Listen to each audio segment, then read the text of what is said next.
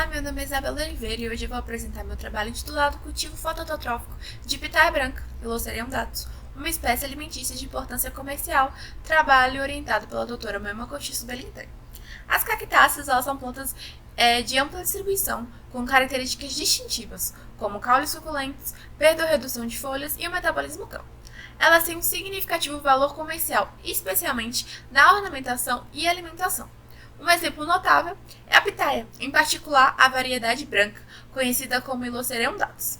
A pitaia branca ela apresenta considerável potencial comercial devido ao seu fruto, que é utilizado na indústria alimentícia e medicinal, entre outras funções.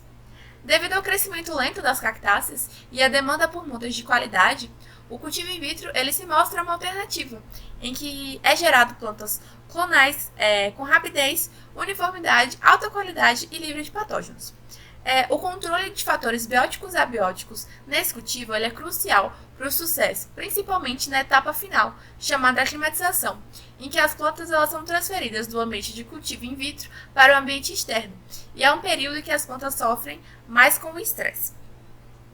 O cultivo in vitro, se os fatores eles não forem bem ajustados, eles podem gerar nas plantas desordens morfofisiológicas. Essas desordens elas podem ter vários motivos, sendo um dos principais relacionados ao metabolismo das plantas cultivadas in vitro. É um metabolismo diferenciado, um metabolismo mixotrófico, em que as plantas utilizam para a sobrevivência o carbono endógeno oferecido no meio de cultura através de açúcares, como a sacarose, e o exógeno proveniente da atmosfera. Uma alternativa, muito testada, utilizada, é o cultivo fototrófico, no qual as plantas se desenvolvem sem adição de fonte de carbono ao meio de cultivo, estimulando o metabolismo autotrófico e evitando tais desordens. Apesar de ser muito utilizado, ele foi pouco estudado com cactáceas. Assim, o objetivo do presente trabalho foi promover o fototropismo, testando os níveis de sacarose e permeabilidade do fechamento dos tubos de cultura e a intensidade de luz no desenvolvimento in vitro de Ilocerium datus e o efeito na anatomia e a climatização da espécie. No experimento, as plantas foram multiplicadas in vitro com diferentes níveis de sacarose, sendo 0, 15 e 30 gramas, e expostas a diferentes níveis de iluminação, sendo 60 e 210 micromol por metro quadrado por segundo. Após 60 dias, avaliou-se o crescimento dos cladóides e raízes. Para análise de perda de água, as plantas foram pesadas após o crescimento em intervalos de 0, 30 e 60 minutos após a retirada do ambiente in vitro.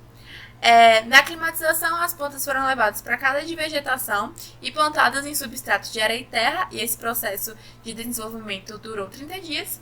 E as análises anatômicas foram realizadas com as plantas quando retiradas imediatamente do cultivo in vitro e também após 30 dias do início da climatização.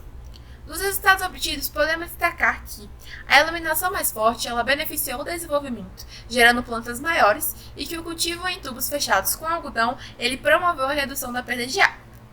A climatização ela foi bem sucedida, com taxa de 78% a 100% de sobrevivência, mas não foi observada diferença significativa entre os tratamentos.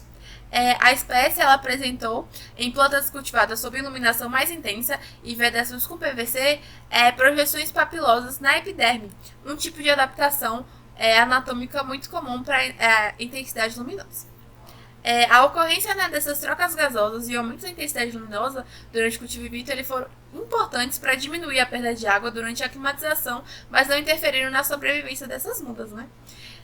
E dependente da vedação, a sobrevivência in vitro foi de 100% em questão de não haver perdas por contaminação.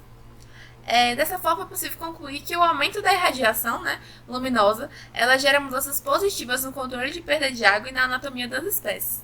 Que as trocas gasosas no cultivo in vitro favoreceu o crescimento das mudas, mas que, de forma geral, o crescimento fototrófico não apresentou melhorias significativas no cultivo da espécie. É isso. Muito obrigada.